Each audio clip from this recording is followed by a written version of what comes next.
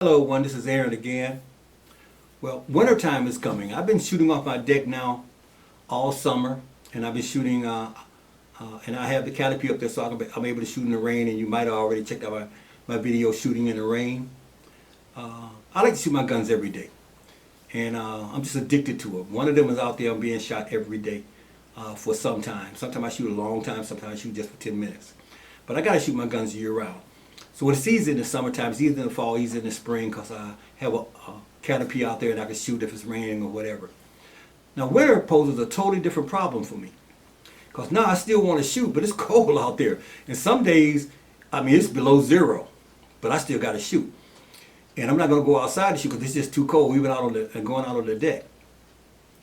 So I need to come up with other ways of doing this. So what I'm doing now is I'm going to go upstairs, I have some field targets that I want to refurbish for the winter. And I want to also show you some targets that I'm going to be making to sit out in the yard that will sit there all winter, and I can come and I can crack the window. I have a place I shoot out the window, crack the window, shoot a couple clips, close the window, and come back in the afternoon and maybe do it again. Take my night vision at night, put an IR light on, take some night vision shots at it, just to keep my guns in my hand throughout this. To me, it's important to shoot them every day. You know, we pay a lot for these things, and they do not need to be put in the closet for 3 or 4 months at a time. They need to be shot every day. And it helps us to hone our skills too. So when spring comes, we can go out there and take those long shots that I never take. Anyway, so what I want to do now is go outside and show you, talk to you about my shooting apparatus out there and how I handle that in the wintertime. Talk about, again, some field target things I have to refurbish. And then come inside and show you how to make some targets that you can sit outside for the whole winter and shoot at every day and never have to go out there and worry about setting them back up. Just shoot at them all winter, then when spring comes, take them down, and then you can go back to paper. Because right now, if I go out there and put paper out there in the wintertime and it rains or we get some sleet or whatever, that target is gone, I got to go back there and redo it. So I don't put paper out in the wintertime. I put out swinging targets and other ones just so I can come out and take some quick shots. And a lot of time in the winter you're dealing with a lot of wind. And I usually shoot my 177 more than anything else out the window. I would shoot other calibers, but for the most part I just love shooting 177. One nice thing about winter, I can go to a higher caliber. I can shoot 25 caliber all day long, hits up and make a lot of noise because everybody's inside. If they are outside, there's no one blowing it. Blowing the snow or shoveling the snow and they can't hear anything. So let's go outside and take a look at my apparatus. Then we'll come back in here and show you a few things, and then we'll close this thing out. All right, let's go. Okay, one of the first things I want to do when I'm getting ready to set up for winter shooting is my shooting bench here. Now, in the summertime, I use, of course, my Caldwell shooter, but I don't want to leave this out all winter.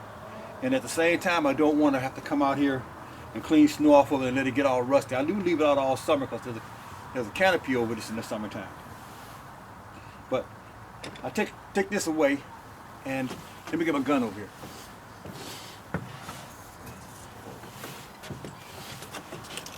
So for summer, you know, if you have a setup like this is really nice in your backyard. You can set this thing up anywhere. You can leave it there, and all summer you come out and shoot whenever you want. Now, along with the Caldwell, I just leave that out here because I said I'd have a tarp on it. But in the wintertime, I want to leave this here because I want to be able to come out and shoot on those nicer days, clean the snow off the deck here, and do some shooting. So, but what I do is I get rid of this. I let that go, and now this bench comes with this little gadget here that you can swing out and shoot from. So what I want to do now is incorporate this for shooting. So when I come outside, I'm all ready to go. Just come out and start shooting right off this. And this thing here right now is low because, of course, I haven't been using it. But what I can do is I can screw this thing up to any height that I want because this turns, and there's a screw in the bottom you can tighten up at the end. But I just spin this around like this until I get it up to the height that I need it, which would be right about there. All right, and now tighten this bolt down underneath to lock this in place. and also it swings closer or further away with that. So getting this set up is the first thing. And then I'm going to cover this thing here with a tarp. And then on nice days I'll take the top off in the snow and I'll be able to shoot out there. So first thing for me to do is to come out and set this up for shooting off of it. Now, the next thing I want to do is consider what targets I want to shoot at for the winter. Let's take a look at that. Another thing I want to do is get my targets ready for winter. Now these are nice, and this is nice because this will go on the ground, and then when you hit it, it's going to fall back, and then you can hit this bottom target and stand this back up. So I could be able to shoot this all winter without set up one time, shoot it all winter, and not have to worry about it. And I know this target is pretty big for what I'm shooting at the distance I'm shooting, which is 30 to 40 yards. But when that wind picks up, which it will this winter, and starts blowing across here, what's going to happen is that pellet's going to drift in, and I'm going to have to figure out what the wind is doing before I take the shot to try to get this thing to fall. And then I have the same thing here. This fellow here is another one. And this one with here, you hook a string to it, and when you shoot it, it falls over, and then you pull it back up with a string. Now this one I have to set up high so the snow won't get in. So if you have one of these, make sure to put it on a pedestal or something, so when the snow falls, it'll fall on it and fall off. And when you shoot it, of course, all the snow will fall off, and then you can go back to pulling it up and shooting it and just running a string through it for those purposes. And this is my favorite here, because this thing here, I did a video on it. When you hit the center of it, the center moves. If you hit left or right, you get instant feedback on where you're hitting. So I can get these ready, and I can shoot this all winter. I can shoot this one already, as I said, because it stands back up. Put a string to this one and shoot it. And I'm going to put these out at various yardages. Probably going to put this one at 30.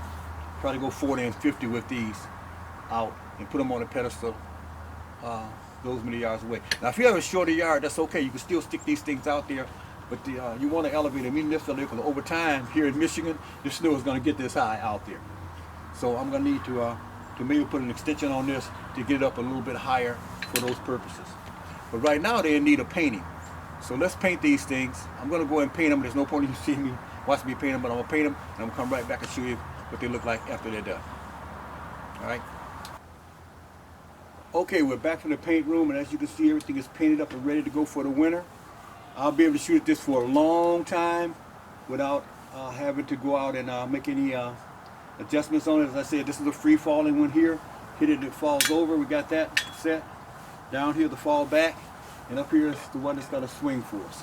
So I'm going to go and set these out at various yardages, and those are going to be some of my main targets, but I also want to shoot it some further out in other ranges. So I'm going to be setting things up from about 25 all the way out to about 50 yards to shoot off of here and off the winter, and off of the and out of the window over here for the whole winter. So we'll be setting these up in a minute, but let me show you one other target I need to set up out there for the winter. Okay, the next thing we want to talk about is what I call golf ball targets. Okay, and golf ball targets are nice because we can make spin targets out of them, we can make shake targets out of them, and that sort of thing. And I'm going to show you how I do that in 3 different ways right now. Okay, let me zoom in a little bit so you can see this kind of close up. Okay, I'll come back in and show you this next part. We set up the outside field target golf ball targets that I put up that last the whole winter, and they're there the whole time. I can shoot them anytime I want. After a snowstorm, during a snowstorm, these things will be up and out of the snow and mounted in a way that they can be shot all winter. First of all, we need to talk about how we make these things. So I'm just going to make one. I got 5 I'm going to be making, and then I'm going to show you how I'm going to set those up outside later. But to me, this is one of the best targets in the world because of how it functions and how long you can use it. Virtually set it up and shoot it forever. But if you're shooting it with a 30 caliber, you can eventually split these. I split them with my 25. You can eventually knock them off. But if you're shooting 177 or 22, you should be able to shoot these things for a long time. 25 and 30 caliber probably won't last as well. But let me just show you how we put these things together. And I was going to zoom this in, but I think you can see everything from there. I'll move everything forward. First of all, you start with a golf ball. Now what I like to do is, I like to use these yellow golf balls because the white golf balls are white and the snow is white. So they tend to get lost after a while. But I tell you what, these things are going to stand out in a snowstorm. In the daytime, if you can see, you will see them out there glowing. So this is what we need. So we need a golf ball, and we need a screw, and a screwdriver. And basically, this part here is very, very simple, you guys. All you're going to do is take the screw, get it in the golf ball, start it, and then you're going to put it in the golf ball like that. Okay, now you have something to suspend this thing from.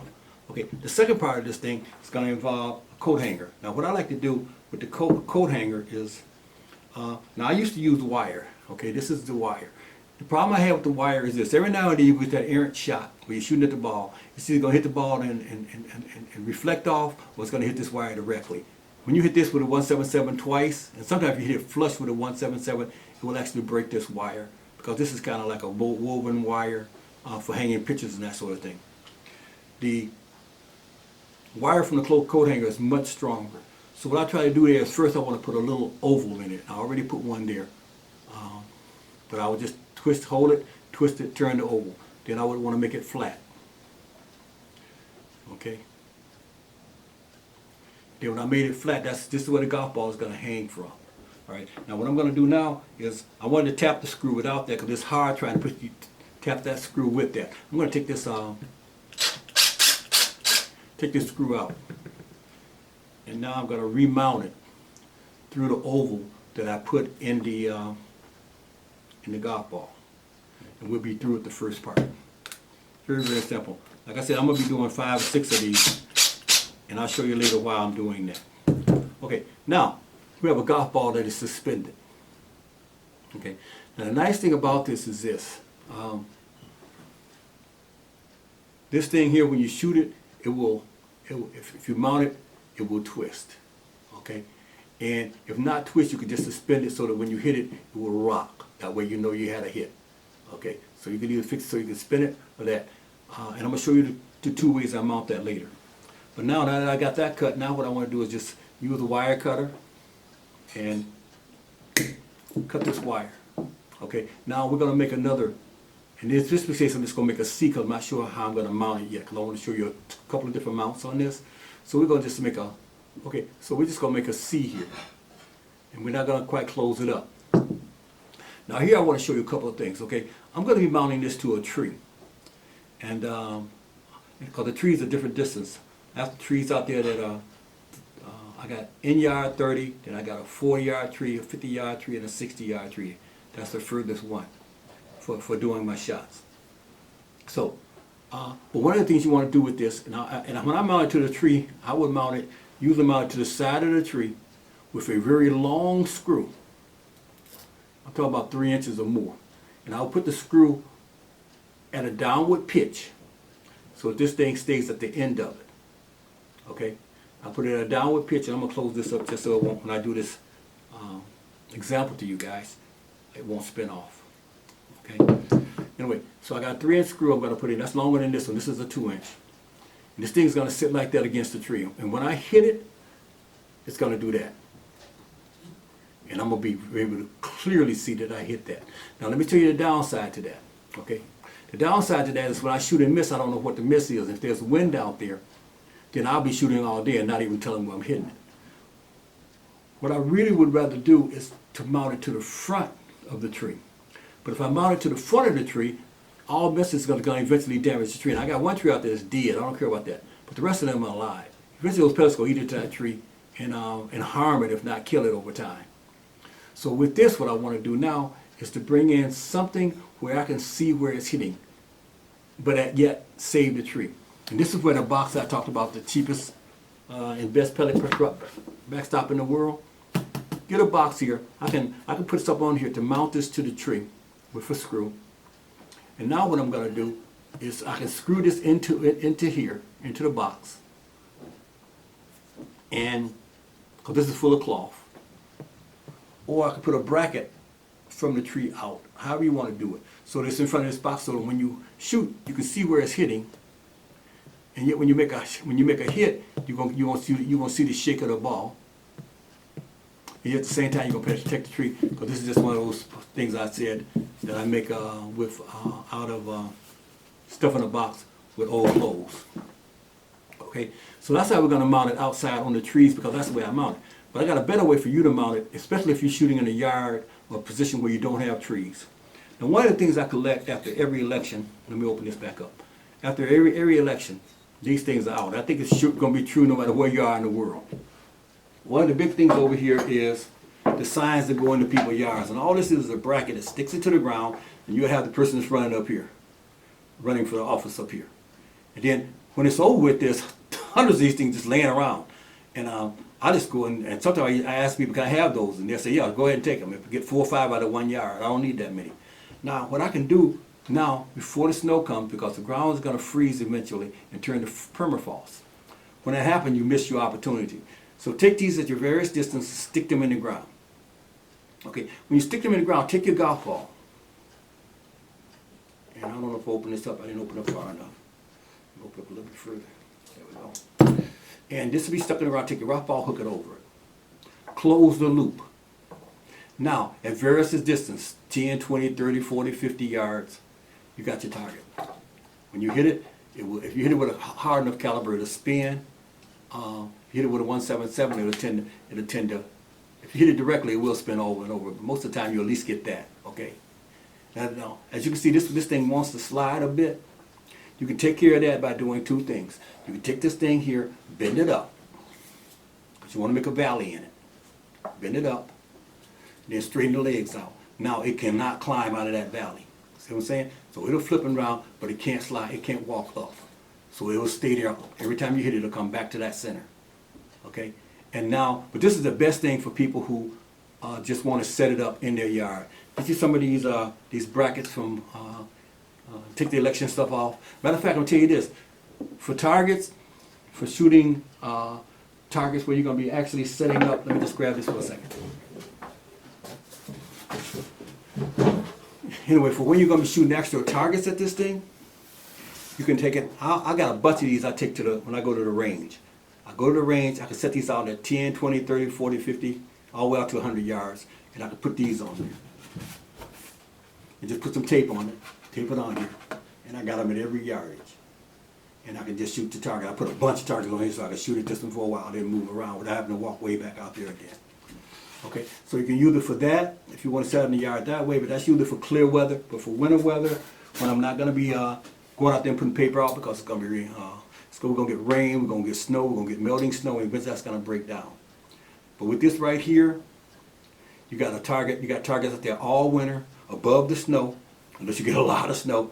This thing here stands probably about 3 feet tall once you push it into the ground. If you wanted to, if you need to get it higher, you can always, this stuff bends very easy. You can always bend it and probably get another 6 inches out of each side with this valley steel, and still have your target in the middle and have this thing even higher out of the snow so you can shoot all winter. So the nice thing about this is you set it up and you forget it. You shoot it from January to spring. From your deck, as we talked about, or out your window, or however you want to do that. I'm addicted to shooting, so I'm going to shoot something every day. I don't care what the weather is. I'm going to shoot every day. And what's a lot of fun is this: I get out there with this thing, and I'm going to another thing you want to do too, and I'll tell you how to do that. On something that is out in your yard, you can take one of these here, and you can bend it up and stick a single one into the ground, and put a flag on it. Because what's going to be happening is, when the wind blows, you want to know which way it's blowing. And you can tell by, if you put a piece of cloth or whatever on there, you can tell by how hard it's flowing. If it's up here, but you know it's flying down here, okay, if it's fluttering or if it's barely moving. And it can help you to know that I need to aim a little left or a little right to hit this target. And it really teaches you on the wind, how to judge that wind. So you got that going for you too. So this is one target you can set up in your yard. And I'll show you another right here in just a moment. Now there's another target you can set up, and I really like this is when I'm trying to figure out where the pellet is hitting again in the wind, or if I'm just out there trying my best to sight my scope in and I'm not using one of the splatter targets. And that is this one. Basically all this is another one of those little campaign things, sign holders, okay? that I've cut and made just a one long piece of wire out of. And then what I did is I drilled it out with a drill, and then I was able to then take this and stick it into the ball, and now it sits like this. Now the thing I like about this one is this. A lot of times, like I said, if you don't have a box or something in the back when you shoot, especially when you shoot long distance, like there I was just out there shooting with a couple of young guys that stopped by that I got them into PCPs. They don't have the money to get them yet, boy, but I can't. They're gonna be big time BCBers. But I talked to them about getting a brake barrel today. But we shot in the backyard. I had them shooting out to 50 yards. One of the guys that stopped by before, the son of a friend of mine, grandson of a couple that have been friends of mine for years, and I introduced him to guns a long time ago. He stops by every now and then, but he brought his cousin with me today, and I had them shooting out to 50 yards. And I tell you, I gotta hand it to these kids because I was telling them about what mil dot to hold on these things, and they had no background to tell. On the 40-yard shot, they could see where it was hitting and making adjustments, but on the 50 and the 60-yard shot, they have no idea. So I just told them, hey, this is where the crosshair should be held on this, and they started to hit that thing at 60 yards. And I'm gonna tell you, this is not an easy shot. It's for me, and I shoot all the time. But for those guys, it was amazing to me to see them swinging that, flipping that thing around. And that was with a 177 at 60 yards. But anyway, we'll bench rest. This is a little easier. But anyway, I digress. Let me just say this. Yeah, the thing I like about this one is this: you can stick this thing in the ground like this, and now what you can do is that you can bring this back that you had the ball on from before, and you can put a piece of white paper on. Just get you some just get you some tape, then tape a whiteboard to it. Now when you shoot, you're gonna be able to look at that thing and say, I'm hitting a little rough, I'm hitting a little right. Put out 50 yards. You can make all your adjustments to this and be able to know exactly where you're missing at. You can do the same thing with the spin. If you bring the spin back right real quick here, you can do the same thing with the spin. I can take this spin here and pop it on here, of course, and bring out another one of these exactly like this. Put this behind it. Same thing. Because sometimes, if you're out there and the wind is blowing, and it's happened to me, you're out there and you're shooting and the wind is blowing, and this thing's at 50 yards, you're just not hitting it. You're just not hitting it. You have no idea where the pellet is hitting at. So you bring this in, as I said, bring this white piece of paper in, put it behind it. Oh, okay. The wind is pushing this thing an inch left. I got to hold a mil dot right, or so on, and help you make those adjustments. Because in the wintertime, you're going to find that wind is going to be a lot more blustery, I find, than in the summer. So basically, I'm going to go ahead and finish making the rest of these balls, and I'm going to go outside and attach them to the trees. Again, I said 30 yards taken care of. I put one at 40, one at 50, one at 60, and then some in between, maybe at 45, 55, and so on. And then now I have my targets up for the winter. Okay, let's take a look at our targets now that we have them all set up. So we have here, this is going to be the spinner. I don't know if I got it. See if I can hit it. Okay, that's our spinner. This one I'm gonna leave right where it is. That's my 30-yard shot. This one here, I'm going to also leave there because I could pull that back up with a string, hook a string to it, and pull it back up from here or from the window. That one there, I'm probably gonna put out by that tree there. That tree there, the base of that tree there is 40. And so I'm gonna set him out there, and I'll set it so I can go right between that fence when I'm taking that shot. Then for 50 yards, out to that tree, I think that's 35. Out of those trees that are down there,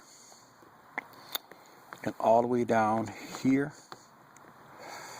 that tree there, that limb that's going out right there, that I'm on right there, that is exactly 60 yards away. And then we got a 50-yard tree here that I'm going to paint. I don't know if you can see this clearly, but if you look right there, okay, see I got it. It needs to be painted. That's the target, and that's the target. These are swing target. That's the one that's up right now. Okay, So those are already up. I just got to go out there, and those are 50 yards. I just go out there and repaint those. They've been up there since last year. So those are already up for me for 50. I'll be setting one up down there on top of that tree right there for 60. And then 40 is the tree, and then 30 is back here. So that's how I'm going to do it. Well, okay, there it is. That's what I do to prepare for the winter. To me, being able to just go out and shoot at something without having to go out and set it up is very, very important. That's why I decided to do this video, just to show you. But I will tell you, this is my favorite right here. And the field target ones that I set up out there, the little squirrel and those are real good. The swinging targets, I like those. But overall, and those are good for the shorter distances. They're also good for when in the wind I can see where it's hitting around if I do miss the little circle on the squirrel or the rabbit or whatever. But by all means, this is my favorite because I can set these things out all over the place at different yardages. I can hang this thing from here, as I said in the video, or I can hang it by a tree as a spinner, or I can put it in front of the tree with some protection for the tree to see where it's hitting so I can make my adjustments when there's wind and that sort of thing. So for me, I'm all set to go now. I'm going to go out. I've already set them up on the trees. I set them out at various yardages. And now all I need to do is, the next thing I'll do is at my window, I used to shoot out my window and my wife would get mad as heck. Because what was happening was I would open the window up to shoot and breezes would come into the house. And she would complain that it's cold, close the window, what are you doing? So now what I do is this, I take the window and I put plastic all the way around the window. And unbeknownst to her, I drilled a little hole in the seal to make me a little, I would call it a bench rest. That comes up like this. I have to set the gun on and hold it to my shoulder. And it's there permanently. So the window, fortunately, cranks out. So what I do now is I put plastic all around it. I put a little slit in it, just enough to get the gun barrel and the scope through it. And now the only breeze coming in is just on the top, bottom of that gun on the top. I can shoot 15 or 20 minutes, and there will be hardly any temperature change in the house. Whereas before, as soon as I opened it, and that big breeze came in, she could feel it in the other room. So that's another good way of doing it if you just want to go out and just start shooting out your window. Get a little pedestal there for you, get you a sitting seat, and I just go there when I'm bored. I'll be watching the football game, I go up, halftime I go up and shoot, come back down. At night I go out there, and even if I'm not going to use the IR, another thing to do, fun at night, you guys, try it. Get you a powerful flashlight. These things you can get them now for like 20 bucks. Get you a light, those what can focus the beam, where you can focus the beam to this, and I'm good. Those things are good to 100 yards. But get that mounted on your gun and mounted on your scope, turn that thing on, and now I can stick out the window, I can still see those targets, and I can actually shoot them in black dark without going to an IR or any type of other night vision type thing. So all that's fun, so I can shoot at night, I can shoot in the daytime, I can shoot anytime I want to, but the most important thing is, no matter what the weather is outside, I can shoot, and that is what is important. I started to come and bring something down in this basement to shoot, but my longest shot would probably be 15 yards. 15 yards, all you guys know, for these PCPs is nothing. Got to stretch them out, got to play that wind. So with that, I want to thank you guys for tuning in. I hope it's been helpful to you. And keep the comments coming. All your new subscribers, I want to thank you so much. Last time I checked, I think I'm almost at 7,000. Wonderful thing, and I'm gonna try to look at some giveaways for this spring. I'm working on that right now. Anyway, you guys keep it safe and keep on enjoying it, and I hope you guys have a good winter shoot. And for all of you guys that are in warm places, I hate you. Anyway, have a good one.